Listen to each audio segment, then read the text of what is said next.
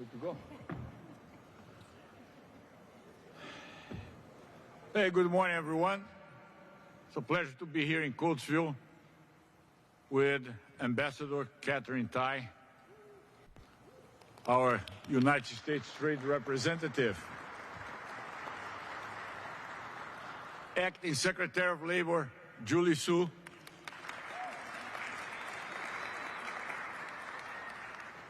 Congresswoman Houlahan from Pennsylvania,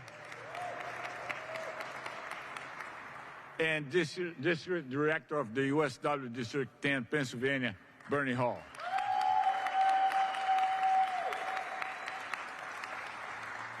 This is a great day for us here in Coatesville, for Cleveland Cliffs, because we had the opportunity to demonstrate to these two, actually three, including Congresswoman Houlahan, but two members of the Biden-Harris administration, where the result of the bipartisan infrastructure law and the Inflation Reduction Act and all these good things that happened in the last 3.5 years, how we can translate that into progress for communities, good paying union middle-class jobs, and the future of this country that's more than any time before is under attack from the outside and from the inside.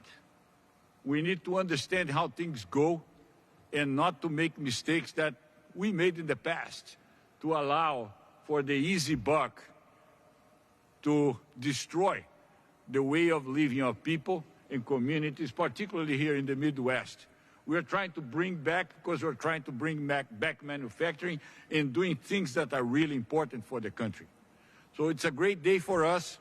These are people in power that really understand what this country is about and what the people of the country really need. So for us to be able to host them here today is a great, great pleasure and a great honor to have you here. With that, I would like to ask Bernie Hall to say some words for us. I'm going to do for there, or you want to do it before? Microphone here is Paul. Thank you, Lorenzo. And thank you to the entire Cleveland Cliffs team for hosting us here today. And I am especially appreciative of Ambassador Tai, Secretary Su, and Representative Houlahan for joining us today at the Coatesville Mill. This mill has been a foundation for the community for over 200 years. And the union members here melt and pour some of the most advanced and technical steels in the world.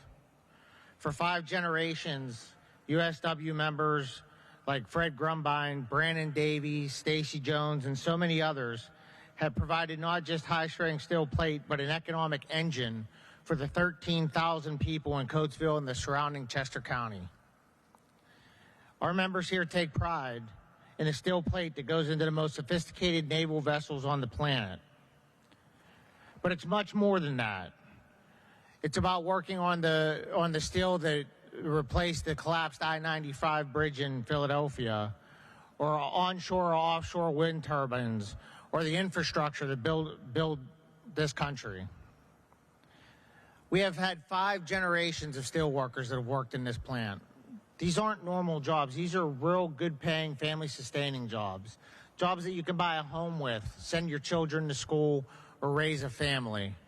And we want to thank you all for being here today and for the policies of this administration, like the Inflation Reduction Act or the Infrastructure Act, that make jobs like this possible, and for committed to trade policies that put workers first. So thank you, and I look forward to hearing some more from you today in your comments. Thank you.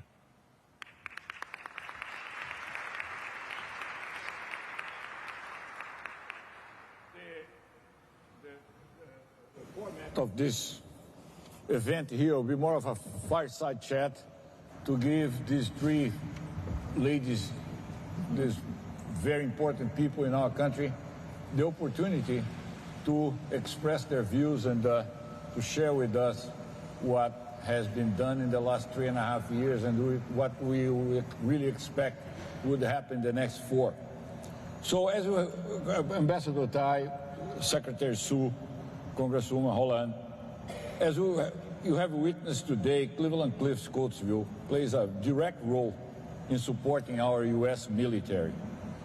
More broadly, steel plate from this mill serves in several different critical infrastructure sectors, including clean energy, telecommunications, onshore, offshore, energy, wind, road and bridge construction.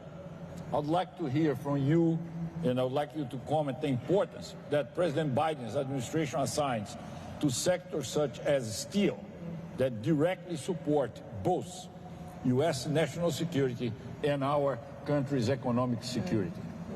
Please, Ambassador Tai, starting with you. Well, thank you so much, Lorenzo, and thank you, Bernie. Thank you, Congresswoman, and all of you for this incredibly warm welcome in Coatesville today. Steel is the backbone of the modern economy. And we were talking a little bit about this earlier, that as much as our imaginations may be captured by things in the digital and the virtual world, where there's a lot that you can see but you can't feel or touch, that we're still flesh and blood people that live in a brick and mortar world that is powered by and raised up by steel. And what we've seen today reinforces for me how critical steel is to our everyday lives as a product. But more than that, the reason why this industry is so important to our country is its criticality to our lifeblood, the lifeblood of our economy, to creating jobs, and not just any jobs, which is why I'm so privileged to be here with Secretary Sue today. It's about the quality of the jobs, whether or not those are jobs that lead to a path in the middle class for generations, as you noted, Lorenzo. The criticality of an industry like steel to the community, which is why, Congresswoman Houlahan, I'm so privileged to be hosted by you today.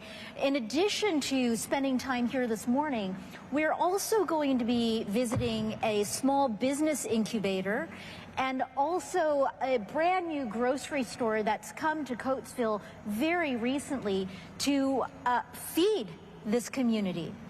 And of course, Bernie, so privileged to have you here to help us fill out our understanding of why this industry is important to America, to small town America, to America writ large in terms of our economy, and America's place in the global order in terms of our alliances.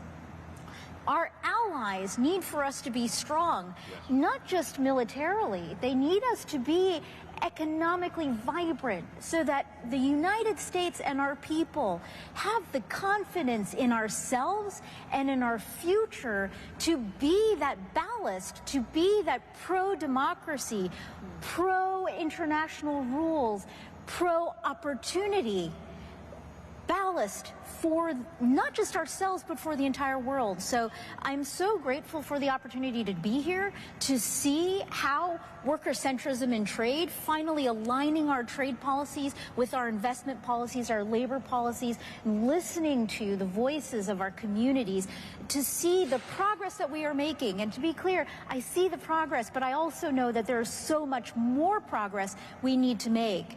And it's really going to be in partnership and collaboration with those who are here in the room today that we're going to be able to accomplish that. Very good. Thank you so much. Secretary Sue, please. Well, I look out and I'm also just so proud to be here. We were talking as we were walking through this, Cliffs, the steelworkers, you all have built this community for generations, and you are rightfully proud of what you do here, what you contribute, and what it means for our country. So we come, really to share in that pride and let you know that we in this administration see you and appreciate all that you do. I'll just add one thing to what the ambassador has already said, in addition to the thanks to you, Lorenzo, for your being such a gracious and generous host. I know it takes a lot to stop doing what you normally do in order to give us time to be here with you. So we really appreciate that. The Congresswoman, we couldn't do much of what we do, especially with our investments, without you fighting in Congress, and we know it's a fight, to make sure that we continue to invest in America. And to the steelworkers and Bernie, you know, I am proud to be the labor secretary for the most pro-worker, pro-union administration this country has ever seen. And that's not just a slogan, that is a promise. And my work, the ambassador's work is so, it's so key to that, because we know that when we invest in America, we create demand for things, demand for steel. And when we make sure that those things are made in America, then we also ensure keeping the good jobs that we have, but also expanding on them. This administration has seen over 16 million jobs created in this country since the president and the vice president came into office. That's the most jobs under any president and vice president in that same time period in history. So you saying that what we're doing is a game changer, is true. And the ambassador's right. We have more work to do, but we cannot build the economy that we want if we don't prioritize union work. We know if you want the job done right, you also need union workers to do it. So if we don't prioritize union jobs, expanding those union jobs, and making sure that in everything that we do, from domestic investments to the trade policies that our ambassador is so fearlessly leading, that if we don't make sure that those contribute to maintaining those jobs and advancing the well-being of working people, then we can't have the economy that we want and we need. Absolutely. Congresswoman. So I don't want to take very much time other than to say I'm enormously grateful for you all spending time here in our community. I am enormously proud of Coatesville and the Coatesville community and the steel heritage that we have here of 5 generations worth of men and women who have put their lives and heart and soul into this industry. And what I would emphasize in the military parlance would foot stomp is how important it is that the work that you guys do to our national security and to our stability in the world. The work that you're doing, even though some of it is going to go into submarines and aircraft carriers and a variety of other different defense mechanisms, much of it is also going into our economy as well, whether with renewable energies or with our bridges and rails and those kinds of industrial efforts. All of that allows us to be the strong nation that we are, to stand on the stage as a world leader, as the world leader for democracies around the world. And so I would just want to emphasize how proud I am to be able to represent you down in Washington. You are, in our community, a gem of our community. It's my privilege when I get to visit here. This is, I think, my 3rd or 4th time having the opportunity to tour the facility, and it astounds me every single time I'm here, the magnitude of the things that you are able to accomplish. I just also want to end by concluding how proud I am as well that all of this work is union work. And that all of this work are proud union workers who are doing what amounts to representing this nation with the products that you provide. So what I would say that the administration has done, to answer your question, is all of the things that were outlined before. The Inflation Reduction Act, which is about half of it about reducing prescription drug pricing and medical expenses, but the other half is about making sure that we have the technologies of tomorrow to be able to power our economy in all ways, shapes, and forms. We talked about the Infrastructure and Jobs Act. Pennsylvania, I think, is number 3 in the country in terms of the number of bridges that we have. We need to fix our bridges, and steel is required to do those kinds of things. We talked a little bit about the CHIPS and Science Act. The CHIPS and Science Act is bringing hydrogen power to our community, which is very much part of the manufacturing process that we need.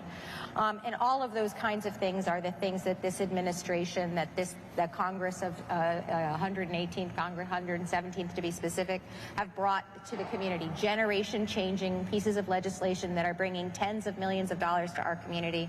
I'll end by saying that some of the technologies that I just saw, inclusive of the crane flip, the thing that flips the steel, came from the CARES Act, a piece of legislation that was passed that provided almost $60 million to this facility, which I'm very, very proud to have been able to help bring here. Thanks very much for having me again.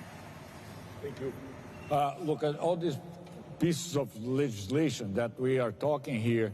They happen because there's political resolve and because we have the people behind and the support of the people for these things.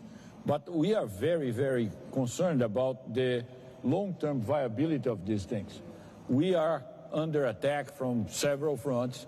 Of course, we have China. Of course, we have Mexico that's next door, creating a back door for us to complicate our life in terms of trade. So I would like to ask a question that could be slightly uncomfortable to answer, but it's necessary. How do we ensure continued focus on these issues for the long term so that communities like Coatesville and countless others throughout the country, but particularly here in the Midwest, that rely on manufacturing continue to benefit? Lorenzo, that's such an important question. We've been involved in a version of globalization for a long time now that has been about minimizing costs, cutting costs everywhere, right? In order to, I guess, maximize profits. We talked a little bit about shareholders and how shareholders drive so much of what happens in the economy and decision-making by a lot of our companies. One of the important things to realize is that calculus around costs has been really, really narrow. We have ignored the larger costs that Americans, American communities have borne over time because of a large number of economic policies, with trade policy leading the way. Right? We have been doing trade in a way with others that has continually pitted Americans against Americans, our farmers against our industries. It has pitted our middle class against the middle class of other countries. It's pitted our workers against other people's workers. And this has led to that famous race to the bottom, where it feels like things are hard for an industry like the steel industry to continue manufacturing here in America. It's because this is the fight. This is what we've been up against, right? So, what we are trying to do with the worker-centered trade policy is to flip the script. Now, this is a script that's been prevalent for a very, very long time now. So it's going to take all of us pulling in the same direction. But it's about driving the race to the top, because it turns out in all of those international conversations I've been in, everybody is trying to build their middle class. Well, then there's got to be a way where we can be building our middle classes together, where instead of pitting our workers against each other, we can be thinking about how to strengthen our workers together.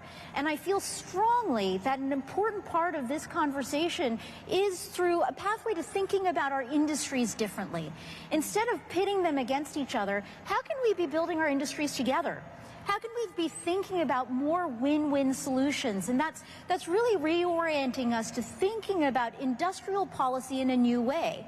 Industrial policy that's not just about enriching us and making others poorer, but an industrial policy that's collaborative, where we can be strengthening our industries and doing it in a complementary way to allow for our middle classes to grow together.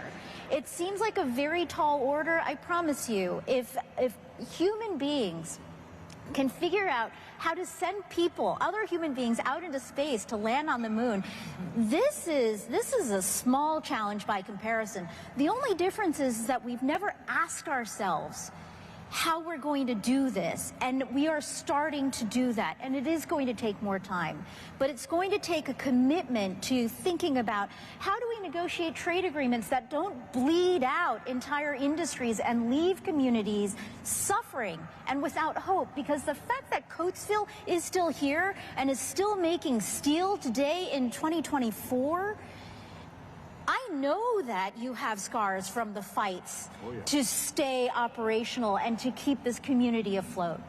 We are all engaged in those kinds of fights, and we have to keep fighting to change that conversation. I've heard every single one of you say this, and I just want to reinforce that the overall feeling I have from this morning is a very deep sense of pride.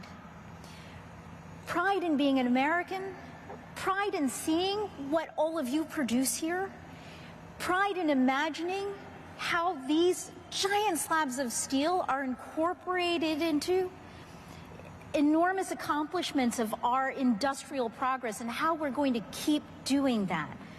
pride in the family connectivity. Lorenzo, you and your family are invested in this company, yep. But the steelworkers, the multi-generational, working alongside your family, having the skills and the expertise passed down from generation to generation, this is well worth our fighting for. And so whether that comes in the form of new types of trade agreements that are going to produce new types of outcomes, to the strategic, smart, defensive use of tariffs. I'm going to say it because as the trade representative, we think about tariffs every single day. And I know that tariffs have taken on this kind of cultural currency. People feel strong feelings about them. I'm just going to say here to this crowd, the company and the workers, you understand better than anybody how tariffs can be used constructively, to level the playing field, to give all of us a fighting chance, and also how tariffs can be used recklessly. And it is really important. A tariff is just a tool. A tariff is like a slab of steel. You can either put it into a design and architecture to make something powerful and strong that stands tall, or you can use it to create chaos. From our perspective, it is really, really important to bring that sobriety and that commitment to outcomes, and the commitment to the outcome that I think that we have, actually all five of us sitting up here, is to strong industries, strong workers, strong communities, and a strong future for America. So again, in terms of what we can do, there is so much that we have to do. And there's so much innovation that we need to bring. Not just, I know you're doing it in terms of steel making, in terms of making it safer, more efficient, more effective, to making stronger steel.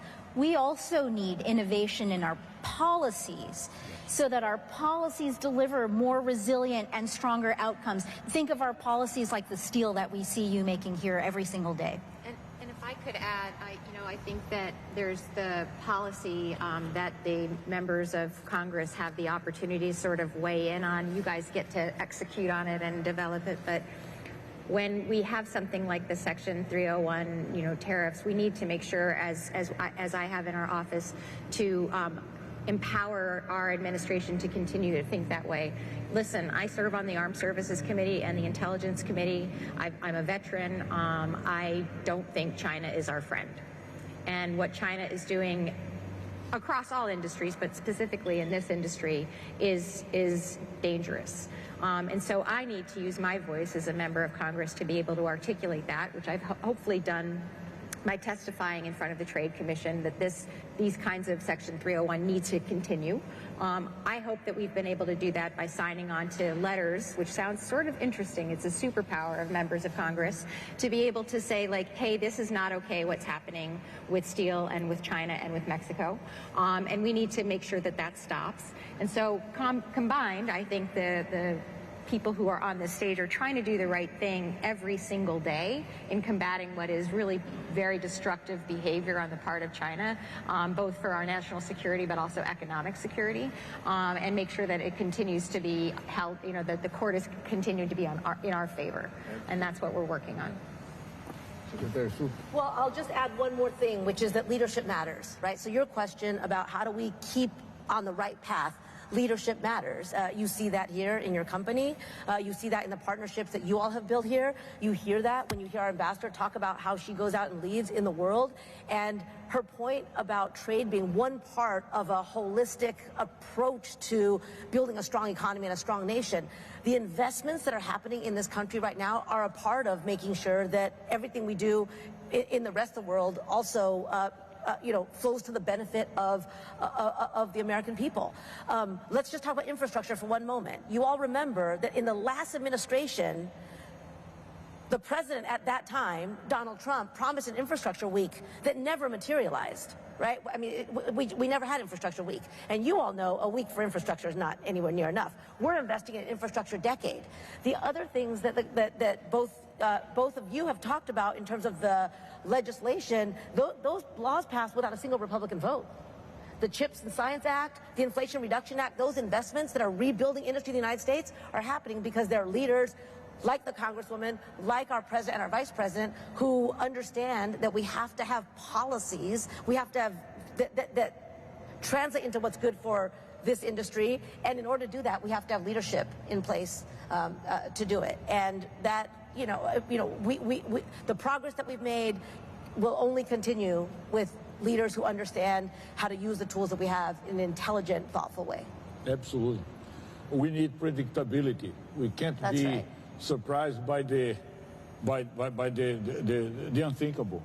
That's right. And Ambassador Tai said extremely well, tariffs are a tool in the toolbox, but it's a very powerful tool in the toolbox to be used in a way that we can bring back sanity to capitalism. Yeah. Capitalism was not built to make sure that bankers are richer and the population is poorer. Capitalism was a way to make everybody raise together. And middle class and unions are part of that. Yes. Let's accept that as the truth, and then we'll build from there. And that's what we're trying to do. Because when we put numbers in things, things are not as bad as they look. You look at a ton of steel today, a ton of hot rolled coil, $700. 10 years ago, it was $650. So we increased 50 bucks. In the meantime, the average price of a car was, at that time, $24,000. Now it's $49,000. So how much steel there is in a car? 1 ton. So our contribution was $50 for the price of the car, more than doubling. So these profits are certainly not going to the people and certainly not going to the steel companies. So we only need to be able to reinvest, to continue to build what we need as a company that exists in the society. Because at the end of the day, everybody we're competing against are building middle classes that are bigger and more powerful than our existing one, and they use as a reference our middle class of 50 or 60 years ago. Another question that I would like to really, just to lower the temperature a little bit, because it's an interesting point. This company here was founded, and the first CEO was a female. That was in 1825. That's 199 years ago. So that's a lot of time ago. Rebecca Lucas. Our 3 panelists here, Congresswoman Houlahan, Secretary Sue, and Ambassador Tai, are also trailblazing women. Congresswoman Houlahan was the first female representative from this congressional district. Ambassador Tai and Acting Secretary Sue are the first women of color to lead their respective agencies, the USTR and the Labor Department. And by the way, look at our people, we understand a little bit about diversity. How many females, African Americans, Native Americans, we have everybody here. We are a good picture of what the United States of America really is. I'd like to hear from you, how do you bring this unique perspective to work every day serving the American people? Let me work with you. Start with you, Congresswoman. So, down in Washington, as I mentioned earlier, I'm a veteran, and there's actually only about 20% of the Congress are veterans, and it used to be as high as 70%. And so I'm kind of unique in that way. There's only a handful of women who have worn the uniform who are active in Congress right now, and so I feel sort of special in that way too. But importantly, there's a lot of other things that I bring to work that are unique and I think important. I'm an engineer, and there's only about 24 engineers or STEM professionals in Congress right now, and we need more. We need more people with technical backgrounds and understanding. I'm a chemistry teacher. I worked in... I started my career teaching chemistry. And we need more educators in places like Washington. And I guess my point is, Rebecca Lucas was a badass. Clearly was ahead of her time, and a woman with a vision and a purpose. But what we need is diversity of all forms in all places. And so I think that by being able to bring your whole self to work, wherever work is, and to be able to add all of that flavor that comes from your background, I think that's what makes this country powerful. My dad came here as a 5-year-old from Ukraine. He was born in it was Poland and is now Ukraine. And one generation later, I get to sit here as a member of Congress, as the first woman serving in Congress in my district. And that's the power of this nation. So I'm grateful for being here. And Rebecca Lucan's amazing woman, who also is a chemistry teacher, apparently. Really? Wow. Yes, yes. Wow. Wow. Well, I appreciate you all welcoming me here, and I hope it won't get kicked out for saying I was terrible in chemistry, so it's very, very exciting to be. It's love your hate. You gotta have a good teacher, you know? But I love hearing that story. I love, USW understands the importance that, the women of steel. Stacy, where are you? Stacy, and unions know, right, that when you open your doors up to be truly inclusive, that's how you build the strongest organizations that you need. And I mean, to be honest, President Biden came into office saying he wanted to build a cabinet that looked like America. And he understood that by doing so, it didn't mean that you bring in people who aren't qualified for jobs in the name of diversity. It means that when you actually open up your perspective to reach into communities that might not be your natural community, that might not be the people that you knew, your whole life, that you open it up, that you bring in true excellence and talent that we have across this country. And I'm, been just, obviously very proud to serve alongside the ambassador and a cabinet that can bring in perspectives from various communities. And especially, one of the things that I get to say in this administration is, I mentioned before, and you've all heard the president say that he's proud about building the most pro-worker, pro-union administration. The other thing that having a diverse cabinet allows is for everyone to be able to figure out how in each of our areas do we inject that worker perspective? How do we all prioritize what's good for workers, and how do we build stronger unions in every single cabinet agency? I think that's a really kind of amazing commitment, but also very fundamental to the way that this administration leads. Absolutely. Ambassador Tai, please. Yes, well, I'm really privileged to be surrounded by so many technical experts here, and I think that there are actually quite few lawyers here today. My mother has said, what will really make America great is, I'm going to get in trouble for saying this, but more engineers and technical experts in leadership positions. I think there are too many lawyers, too many lawyers right now. So Julie, you and I are part of the too many lawyers problem. But it is about people with the background and who know how to make things, who know how to work together on teams, which lawyers do too, but it's just different. Something that Secretary Sue has really taught me is how to think about building teams, because the administration, the cabinet is a team. When I look out here, what your ability to produce this kind of steel to these specifications requires an incredibly high level of teamwork and functionality. And so what I see here actually is a commitment to excellence, and your commitment to welcoming excellence in no matter what package it comes in, if it looks like this or this or this or any of you. And it's that commitment to excellence that I think is really, really important. It's about the commitment to excellence and a unity of vision. And I will just tell you this. I see parallels in our worlds. In almost every administration going back through time, USTR and the Department of Labor are at loggerheads. There's usually one that's more pro-worker than the other one, and it can flip. In this administration, I think one of the things that I feel very, very lucky about is working alongside Julie Sue and having this unity of vision. That doesn't mean we agree on everything. In fact, there are times when we really have to duke it out in some really technical areas, like a couple of lawyers. But that unity of vision is incredibly important, and I just want to let you know that it's rare.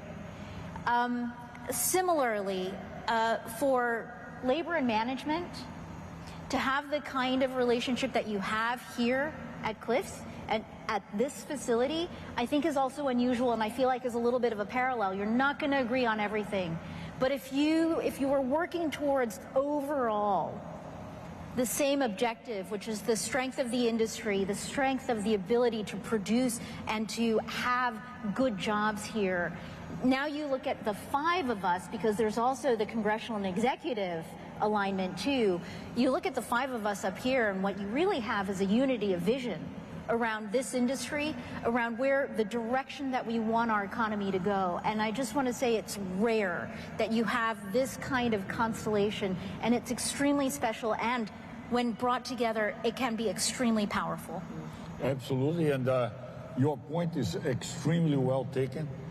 It's very easy to go back to the default position of repeating the same thing over and over again. It would be a lot easier for Bernie and for my dear friend Dave McCall to be antagonistic to Cleveland Cliffs, because that would give them an easy speech, an easy way out of a bunch of situations that Dave and his predecessor, my dear friend Tom Conaway, had to go through, and Bernie and Mike Millsap and Roy Houseman and Roxy Brown and everybody else in the USW. It's the same thing with the UAW, the same thing with the IAM.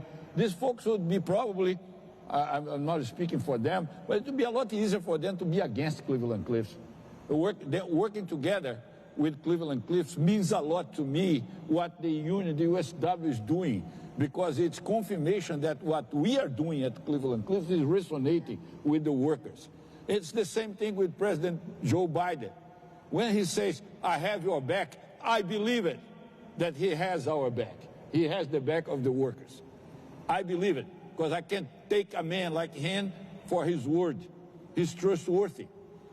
And his vice president, Kamala Harris, is coming on the same track, and she's doing the same things and delivering the same messages. This is a cabinet that for 3.5 years I have been working with them, with these two great ladies here to my right side, and Secretary Gina Raimondo of Commerce, Secretary Jennifer Granholm of Energy.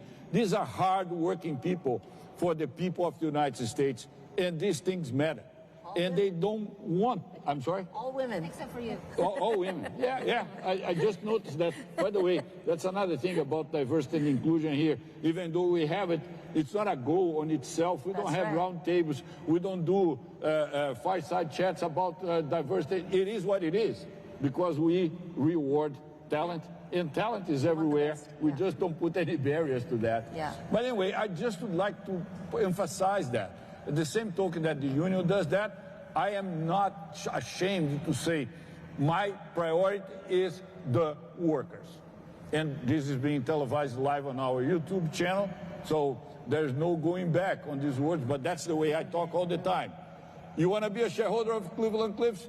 I can give you a ride, and you can enjoy profits, and you can enjoy a lot of good things, but we need to understand we are a different company. We are for the workers, because if we are for the workers, we are for the communities, and with the being for the communities, we can build a middle class and an economic sustainability that's real, and it's not for a shorter period of time. And that's what we want going forward. Yeah. One last question that I would like to thank you, that I would like to have our distinct panelists talking about, because sometimes we talk about a few things over and over, and we don't talk about other stuff that might be relevant. As President Biden nears the end of his term, Americans remain concerned about the economy. Despite real achievements on manufacturing, labor, trade enforcement, I would like you to talk about a little bit your favorite unknown or unrecognized economic victory of the past 4 years. Great. I'm happy to start. Please. I've been serving this community now for about almost 6 years, and I had the privilege of watching the evolution of this space, being here several times over several administrations, so to speak, of this organization. And I see the difference in attitude on the same faces that I saw 5 and 6 years ago. This place has changed. Your spirit is soaring. We know we're heading in the right direction. And same with Coatesville. I see that too. After we're done here, we're going to be going to an incubator. There are so many new ideas that have come up Frankly, after COVID, there was just this mushrooming, blossoming of ideas, lots of new people with side hustles and hustles that I think are really flourishing. Looking at our downtown in Coatesville, we're making progress. We have, as we're also going to do, visiting a new store, a new grocery store that didn't exist before. So my feeling is just looking at this community. If I just look at this community, I see the progress. One of my district director's sons just bought a house in Coatesville. Like, it is on the rise, and we all know it. And so that's my good story, my good news story. That's great. Thank you for that. Secretary Sue, please. Maybe I'll build on that too. I think, when you say unrecognized good stories, I get to travel the country and come to places like this and meet people who are doing a hard job, but a good, honest living, making a good, honest living. And I see in those communities, people are are proud of what you do, are in all kinds of ways supporting each other, making life better for each other, working in your communities and raising your families. And, when you come to Pennsylvania and you turn on the news, this is not just in this state, but there are a few of them around the country right now. If you just watch the news, it's like so much noise and so much acrimony. But what I see when I sit down with communities is people, just wanting a fair shot and really proud to be part of an administration that is trying to expand that fair shot, right? Like Lorenzo, you said when we sat down, there is a gap between the production of steel and the consumption of steel in this country. And we are very committed to making sure that that production grows here. Yes. And that translates into the kinds of jobs, the kinds of communities that we're talking about. And so, yeah, that's the fair shot idea, right? And it makes me really, people ask me all the time, like, why I have so much energy for this job when it is also really hard. And sometimes it's hard to measure the progress that we've made, but it's because of those kinds of interactions. And truly, in part because of this administration's support, we now have in this country 400,000 working people who are part of unions who were not part of unions when we came into office. 400,000 people, including members of the Steelworkers family, in parts of the country where people thought that unions are hard. It is hard, but lifting people up and seeing, what happens when they get a fair shot is always really, really heartwarming. We'll continue to try to prove that we can work together. I see that in you. So thank you so much for doing that. Ambassador Tai, the last word is yours. Oh, goodness. Thank you. Thank you. So this is a hard audience for this particular unsung victory, but I want to have the chance to pitch you on it and explain to you why I think that this is really important. In the renegotiated NAFTA, there is one very specific enforcement mechanism that is made for workers.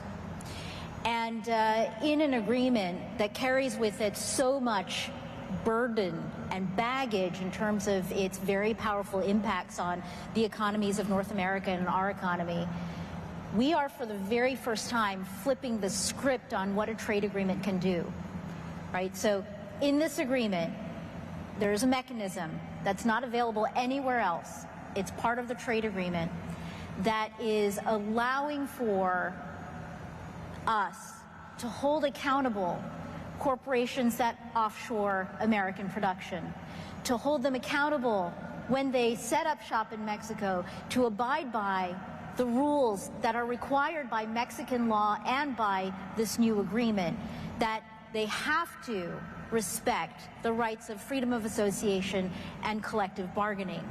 So we've invoked this mechanism almost 30 times, sometimes as a result of petitions that have come from American unions, sometimes Mexican unions, sometimes we have invoked it ourselves, working across USTR and DOL. We have directly benefited over 30,000 Mexican workers to allow them to have a free and fair vote for a union that actually represents their interests, to be able to get a collective bargaining agreement, often for the first time, that they have seen and that they can make sure reflects their interests and not just the company's interest.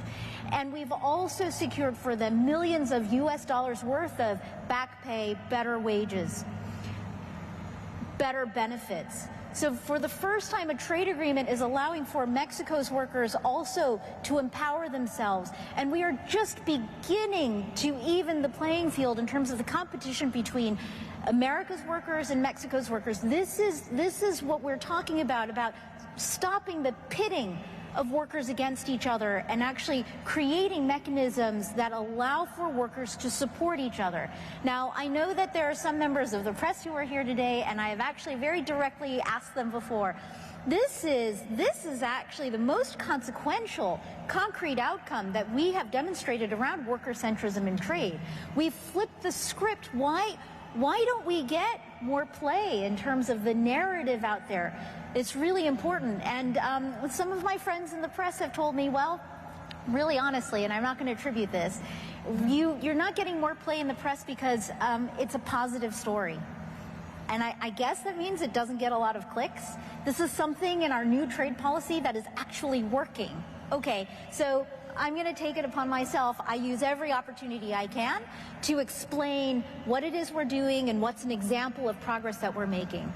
Another piece of good feedback I got from our friends in the press was, well, you know, each time you invoke this mechanism, it's only the workers at one facility, but there are thousands of facilities in this uneven competition, in this pitting of workers against workers.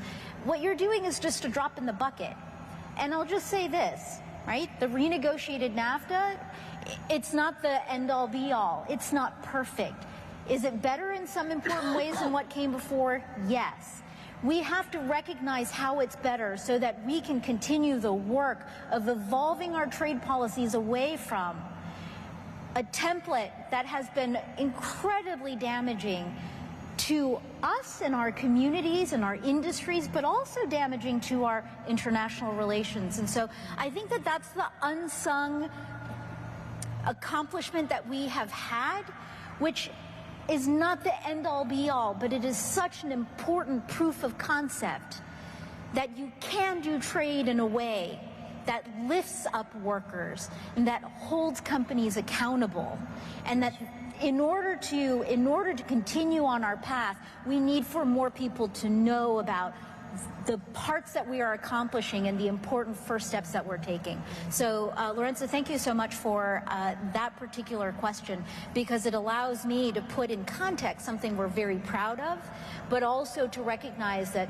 this is just the beginning, guys, and there's a lot more that we need to do, and the only way we survive and succeed is by doing it together and having that unity of purpose. Absolutely. Thank you so much. Ladies and gentlemen, that concludes our event today. On behalf of Cleveland Cliffs and on behalf of the workers of Coatesville, Pennsylvania, thank you very much for being here. It's a great pleasure to host you. It gives us hope that we are going in the right direction and we are doing the right things. Count on us, and let's continue to work together. Thanks a lot.